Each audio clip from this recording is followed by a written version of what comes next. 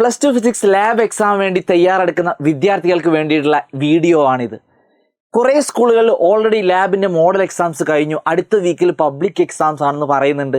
അപ്പോൾ കുറേ കുട്ടികൾ ചോദിച്ചു, എന്തൊക്കെയാണ് സാറേ ഇനി നമ്മൾ ശ്രദ്ധിക്കേണ്ട കാര്യങ്ങൾ, വല്ല ടിപ്സും ട്രിക്സും ഒക്കെ നിങ്ങൾക്ക് പറഞ്ഞു തരാനുണ്ടോ എന്നുള്ള കാര്യങ്ങളാണ് ചോദിച്ചിട്ടുള്ളത്. അപ്പോൾ അതിന് വേണ്ടിയിട്ടുള്ളൊരു വീഡിയോ ആണിത്. അതിൻ്റെ കൂടെ തന്നെ നിങ്ങളുടെ ഈ പ്ലസ് ടു ഫിസിക്സ് ലാബ് എക്സാമിൻ്റെ മാർക്കിംഗ് സ്കീമുകൾ എങ്ങനെയാണ്, അതായത് നിങ്ങൾ ഓരോന്നിനും എത്ര വെയിറ്റേജ് കൊടുത്തിട്ട് എഴുതണം എന്നുള്ള കാര്യങ്ങളൊക്കെ പറഞ്ഞു തരുന്ന ഒരു വീഡിയോ ആണ് ഈ ഒരു ഇതിലൂടെ ഉദ്ദേശിക്കുന്നത്. അപ്പോൾ എല്ലാവരും ഈ വീഡിയോ അവസാനം വരെ നിങ്ങൾ എന്ത് ചെയ്യണം, കാണണം. ഇനി എൻ്റെ മക്കളോട് എനിക്ക് പറയാനുള്ളത്, ഇതുവരെ പ്ലസ് ടു ഫിസിക്സ് ലാബ് ഞാൻ കണ്ടിട്ടില്ലേ സാറേ, ലാബിൽ എനിക്കൊന്നും അറിയില്ല സാറേ എന്ന് പറയുന്നവർ ശ്രദ്ധിക്കേണ്ട ഒരു കാര്യം എന്താണെന്ന് വെച്ചാൽ, നമ്മുടെ എഡ്യൂപോർട്ടിൻ്റെ യൂട്യൂബിൻ്റെ പ്ലസ് ടു ചാനലുണ്ട്. നമ്മുടെ കംപ്ലീറ്റ് ലാബ് വീഡിയോസ് ഓൾമോസ്റ്റ് 12ഓളം വീഡിയോസ് നമ്മൾ അതിൽ ചെയ്ത് കഴിഞ്ഞിട്ടുണ്ട്. ഇനിയും 2-3 വീഡിയോസ് നമ്മൾ എന്ത് ചെയ്യും, അതിലേക്ക് ആഡ് ചെയ്യുന്നതാണ്. ക്ലിയർ ആണല്ലോ? അപ്പോൾ അത് എളുപ്പത്തിൽ കിട്ടാൻ നിങ്ങൾ എന്താ ചെയ്യുക, നമ്മൾ നേരെ നമ്മുടെ കമൻറ്റ് ബോക്സിൽ ആ പ്ലേ ലിസ്റ്റിൻ്റെ ലിങ്ക് അവിടെയുണ്ട്. ജസ്റ്റ് ക്ലിക്ക് ചെയ്താൽ അതിലെല്ലാ വീഡിയോസും നിങ്ങൾക്ക് പ്ലേ ലിസ്റ്റായിട്ട് കിട്ടുന്നതായിരിക്കും. അല്ലെങ്കിൽ നമ്മുടെ ചാനൽ നിങ്ങൾ ഒന്ന് സെർച്ച് ചെയ്ത് നോക്കിയാലും മതി. ക്ലിയർ അല്ലേ? അപ്പോൾ ഇത്രയും ഉറപ്പിച്ചിട്ട് ഇത് കണ്ടാൽ ഞങ്ങൾക്ക് ഫുൾ മാർക്ക് കിട്ടുമോ എന്നുള്ളത് ഞാൻ പറയാനുള്ള കാരണം എന്താ വെച്ചാൽ, നമ്മൾ ഓൾമോസ്റ്റ് നമ്മുടെ സ്ക്രൂ ഗേജിൻ്റെ വീഡിയോ തന്നെ 350K വ്യൂസ്, എനിക്കൊന്ന് ഇപ്പോൾ 450K വ്യൂസ് എങ്ങനെയോ ആയിട്ടുണ്ട്. അപ്പോൾ അതിലുള്ള കമൻറ്റുകൾ നിങ്ങൾ വായിച്ചാൽ തന്നെ നിങ്ങൾക്ക് മനസ്സിലാവും ഇത് എത്രത്തോളം അവർക്ക് കഴിഞ്ഞ കൊല്ലത്തെ എക്സാമിന് ഹെൽപ്ഫുൾ ആയിട്ടുണ്ടെന്നുള്ളത്. അപ്പോൾ ആ രീതിയിൽ നിങ്ങൾ എന്ത് ചെയ്യണം, അടിപൊളിയായിട്ട് അത് കണ്ടിരിക്കണം. കണ്ടാൽ ഞാൻ പറയുന്നു നിങ്ങൾക്ക് 100% മാർക്ക് ഉറപ്പായിട്ടും കിട്ടും. എടാ, ഈ പ്ലസ് ടു ഫിസിക്സിൽ 40 മാർക്ക് ഉണ്ടല്ലോ, 40 മാർക്ക് ലാബിന് 40 മാർക്ക്, അത് വെറുതെ കിട്ടുന്നതാടാ. നിങ്ങളുടെ പേഴ്സൻറ്റേജ് കൂട്ടാൻ വേണ്ടിയിട്ട് വളരെ ഹെൽപ്ഫുൾ ആയിരിക്കും ആ 40 മാർക്ക്. അതൊരിക്കൽ നിങ്ങൾക്ക് നഷ്ടപ്പെടണ്ടെന്നുണ്ടെങ്കിൽ ഈ വീഡിയോസ് നിങ്ങൾ നിർബന്ധമായിട്ട് എന്ത് ചെയ്യണം, കണ്ടിരുന്നാൽ മതി. ദെൻ അതേപോലെ തന്നെ നമ്മളെ ഫ്രീ വാട്സപ്പ് കമ്മ്യൂണിറ്റി ചാനലുണ്ട്. നിങ്ങൾക്ക് വെറുതെ പഠിക്കാൻ വേണ്ടി ഒരു കമ്മ്യൂണിറ്റി ചാനൽ അങ്ങോട്ട് തുടങ്ങിയിട്ടുണ്ട്. ആ ചാനലിൽ നമ്മൾ എന്ത് ചെയ്യുന്നുണ്ട്, ഡെയിലി ഓരോ ദിവസവും ഓരോ വീഡിയോയുടെ എയിം എന്താണ്, അതിൻ്റെ തിയറി എന്താണ്, അതിന് എക്സ്പെക്റ്റ് ചെയ്യാൻ പറ്റുന്ന വൈവ ക്വസ്റ്റ്യൻസ് എന്താണ് എന്നുള്ള രീതിയിൽ നിങ്ങൾക്ക് എന്ത് ചെയ്യുന്നുണ്ട്, തരുന്നുണ്ട്. അപ്പോൾ അതിലേക്ക് ഞങ്ങൾ എങ്ങനെയാണ് സാറേ ജോയിൻ ചെയ്യുക? അതിലേക്ക് ജോയിൻ ചെയ്യാനുള്ള ലിങ്കും എവിടെ കൊടുത്തിട്ടുണ്ട്, നമ്മുടെ കമൻറ്റ് ബോക്സിൽ കൊടുത്തിട്ടുണ്ട്. അപ്പോൾ ഈ രണ്ടിതിലും ജോയിൻ ചെയ്താൽ തന്നെ ഇനി ഇതുവരെ ഒന്നും പഠിച്ചിട്ടില്ല എന്ന് പറയുന്ന ഒരാൾക്ക് എന്തായിരിക്കും, നമ്മുടെ ലാബ് എക്സാമിൽ 40 മാർക്ക് വാങ്ങാൻ പറ്റും. അപ്പോൾ ആ രീതിയിൽ നിങ്ങളൊന്ന് സെറ്റാണെങ്കിൽ ഞങ്ങൾ നിങ്ങളുടെ കൂടെ ഉണ്ട് എന്നുള്ളത് ആദ്യമേ പറയാണ്. ഇനി നമ്മൾ ലാബ് എക്സാമിലേക്ക് നിങ്ങൾ കിടക്കുകയാണെങ്കിൽ നിങ്ങൾ ലാബ് എക്സാമിലേക്ക് ശ്രദ്ധിക്കേണ്ട കാര്യങ്ങൾ എന്തൊക്കെയാണെന്നുള്ളത് ആദ്യമേ പറഞ്ഞുതരാം. റോൾ നമ്പർ വൈസ് ആയിരിക്കും മിക്കവാറും എന്ത് ചെയ്യുക, നമ്മുടെ ലാബ് എക്സാമിന് കയറ്റാൻ ചാൻസ് ഉള്ളത്. ഓൾമോസ്റ്റ് എല്ലാ സ്കൂളുകളിലും അങ്ങനെ തന്നെയാണ്. ദെൻ അങ്ങനെയാണെങ്കിൽ ആദ്യമേ നിങ്ങൾക്ക് ക്വസ്റ്റ്യൻ പേപ്പർ ഇങ്ങനെ മറച്ചു വെച്ചിട്ടുണ്ടാവും ഒരു ഡെസ്കിൽ. അപ്പോൾ അതിൽ നിങ്ങൾക്ക് ഇഷ്ടമുള്ളത് എന്ത് ചെയ്യാം, പിക്ക് ചെയ്യാൻ പറ്റും. അപ്പോൾ അതിൽ 2 ക്വസ്റ്റ്യൻസ് ആണ് ഉണ്ടാവുക. എത്ര ക്വസ്റ്റ്യൻസ് ഉണ്ടാവുക? 2 ക്വസ്റ്റ്യൻസ്. നോർമലി അത് +1 ഒരു ക്വസ്റ്റ്യൻസും അതേപോലെ +2 ലാബിൻ്റെ ബേസിലുള്ള ഒരു ക്വസ്റ്റ്യൻസ് ആണ് ഉണ്ടാവാറുള്ളത്. അപ്പോൾ ഞാൻ കൂടുതലും കുട്ടികളോട് ചോദിച്ചപ്പം അവരുടെ സ്കൂളുകളിലൊക്കെ ഏറ്റവും കൂടുതൽ ചെയ്തിട്ടുള്ളത് ഈ ഒരു എക്സ്പെരിമെൻറ്റ്സ് ആണ് ഏറ്റവും കൂടുതൽ അവരുടെ സ്കൂളുകളിലൊക്കെ ചെയ്തിട്ടുള്ളത്. അതായത് ഫസ്റ്റ് ഇയറിലാണെങ്കിൽ ഇത്രയും എക്സ്പീരിയൻസും സെക്കൻഡ് ഇയറിലാണെങ്കിൽ ഇത്രയും എക്സ്പീരിയൻസും ആണ് ചെയ്തിട്ടുള്ളത്. അപ്പോൾ ഇതിൽ ഏതെങ്കിലും ഒന്ന് ഇവിടെയും ഏതെങ്കിലും ഒന്ന് എന്നുള്ള രീതിയിലായിരിക്കും നിങ്ങൾക്ക് എന്ത് ചെയ്യുക, എക്സാമിന് വരാൻ വേണ്ടി ചാൻസ് ഉള്ളത്. അപ്പോൾ ഇതിലുള്ള എല്ലാ വീഡിയോസും നമ്മുടെ ചാനലിലുണ്ട്, അത് നിങ്ങൾ ശ്രദ്ധിച്ചിരിക്കുക. ഇനി നമുക്ക് ആഡ് ചെയ്യാനുള്ളത് ഓസിലേഷൻ, ഹെലിക്കൽ സ്പ്രിങ്ങിൻ്റെ ഓസിലേഷൻ മെത്തേഡും റിഫ്രാക്ഷൻ ത്രൂ എ പ്രിസം എന്നുള്ള കേസുമാണ്. അത് നമ്മൾ 2 ദിവസത്തിനും കൂടെ നമ്മുടെ ചാനലിലേക്ക് അത് എത്തും ചെയ്യും. ആ കാര്യത്തിൽ നിങ്ങൾക്ക് ഞാൻ 100% എന്ത് ചെയ്യണം, ഉറപ്പ് തരികയാണ്, നിങ്ങൾ ഞങ്ങളുടെ കൂടെ ഉണ്ടായാൽ മതി.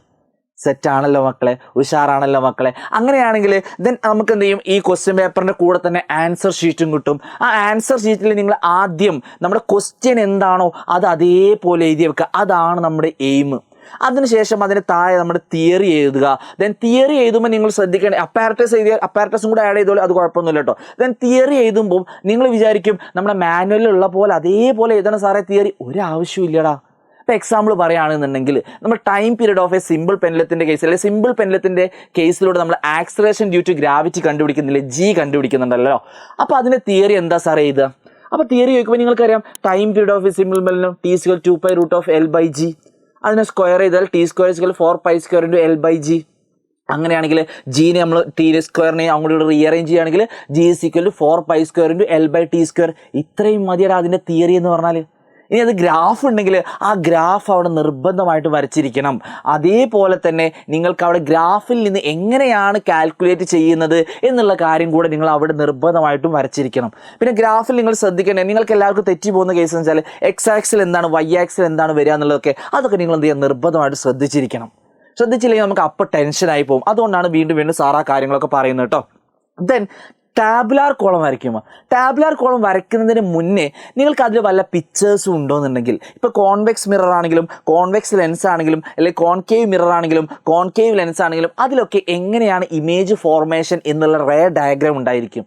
ആ റേ ഡയഗ്രാം നിങ്ങൾ നിർബന്ധമായിട്ട് എന്ത് ചെയ്യണം, അവിടെ വരച്ചിരിക്കണം.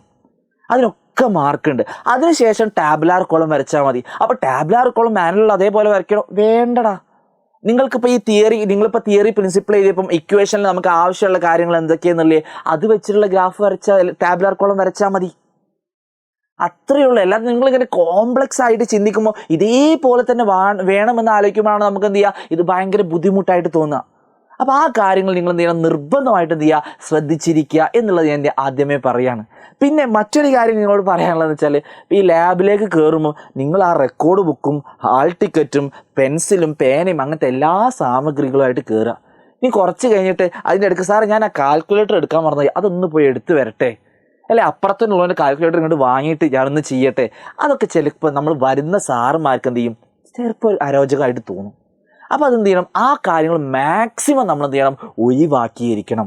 നമ്മൾ കയറുമ്പോൾ തന്നെ ഫുൾ കോൺഫിഡൻസോടെ എല്ലാ സാധനങ്ങളുമായിട്ട് എന്ത് ചെയ്യുക, കയറുക. നമുക്ക് ഫുൾ മാർക്ക് അടിക്കാൻ പറ്റുക. +2ൻ്റെ നമ്മുടെ പേഴ്സൻറ്റേജ് +1-നെക്കാളും വളരെ വളരെ വളരെ കൂടുതലാക്കിയിട്ട് നമുക്ക് മാറ്റാൻ പറ്റണം.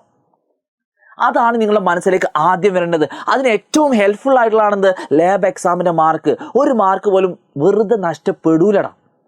അതാണ് എനിക്ക് പറയാനുള്ളത്. ദെൻ അങ്ങനെയാണെങ്കിൽ ഇതിൻ്റെ മാർക്കിംഗ് സ്കീമും കൂടെ നമുക്ക് എന്ത് ചെയ്യാം, ജസ്റ്റ് ഒന്ന് നോക്കി നോക്കാം. ഓൾമോസ്റ്റ് നമ്മൾ നേരത്തെ പറഞ്ഞു, ആദ്യം നമ്മൾ എയിം എഴുതണം. ദെൻ പ്രിൻസിപ്പിൾ ആൻഡ് തിയറി എഴുതുന്നതിന് ഓൾമോസ്റ്റ് 5 മാർക്കാണ് നമുക്കുള്ളത്. അപ്പോൾ അത് ഇമ്പോർട്ടൻ്റ് ആണ്, തെറ്റിപ്പോകരുത്.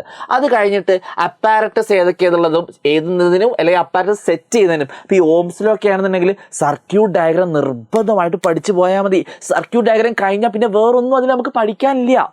അപ്പോൾ ആ കാര്യങ്ങൾ നിങ്ങൾ ശ്രദ്ധിക്കുക. അപ്പോൾ അപ്പാരറ്റസ് സെറ്റ് ചെയ്യുന്നത് നമുക്ക് ഓക്കെ ആക്കണം. ദെൻ എക്സ്പെരിമെൻ്റൽ പെർഫോമൻസ് ചെയ്യുന്നത് നമ്മൾ സെറ്റാക്കിയിരിക്കണം. അപ്പോൾ ഈ എക്സ്പെരിമെൻറ്റ് ചെയ്യുമ്പോൾ നമ്മൾ കുതിര കളിക്കുകയാണെന്നുണ്ടെങ്കിലുള്ള പ്രശ്നം എന്താണെന്ന് വെച്ചാൽ, ആ ടീച്ചർ വന്നിട്ട് 2 ക്വസ്റ്റ്യൻ അങ്ങോട്ട് ചോദിക്കും. അപ്പോൾ തന്നെ നമ്മുടെ കിളി പോവും, നമ്മുടെ കോൺഫിഡൻസ് പോവും, എല്ലാം പോവും. അപ്പോൾ ചെയ്യുന്ന സമയത്ത് വൃത്തിക്ക് ചെയ്യുക. ഓക്കെ ആണല്ലോ. അപ്പോൾ അതിന് മാർക്കുണ്ട്, 6 മാർക്കുണ്ട്. Then results in SI unit or conclusion, അതൊരു ഇമ്പോർട്ടൻ്റ് ആയിട്ടുള്ള കാര്യമാണ്. ഇപ്പോൾ നമ്മൾ സ്ക്രൂ ഗേജ് ഒക്കെ ആണെന്നുണ്ടെങ്കിൽ, സ്ക്രൂ ഗേജിൻ്റെ കേസിലൊക്കെ നമ്മൾ ഡയമീറ്റർ അല്ലെ റേഡിയസ് നമുക്ക് കിട്ടുന്നത് മില്ലിമീറ്ററിലായിരിക്കും അല്ലേ. അപ്പോൾ നിർബന്ധമായിട്ട് നിങ്ങളത് മീറ്ററിലേക്ക് കൺവേർട്ട് ചെയ്യണം.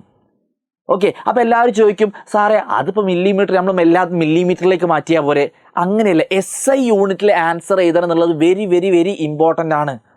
അപ്പോൾ ആ കാര്യങ്ങൾ ഒരിക്കൽ നിങ്ങൾ എന്ത് ചെയ്യരുത്, വിട്ടുപോകരുത്. അപ്പോൾ ഓരോന്നും ഇപ്പോൾ ഡയമീറ്ററിലെ റേഡിയസ് ഒക്കെ അവിടെ കണ്ടുപിടിച്ചിട്ട് അവിടെ മില്ലിമീറ്ററിലാണെന്നുണ്ടെങ്കിൽ അവിടുന്ന് തന്നെ മീറ്ററിലേക്ക് മാറ്റിയിട്ട് ചെയ്തോ.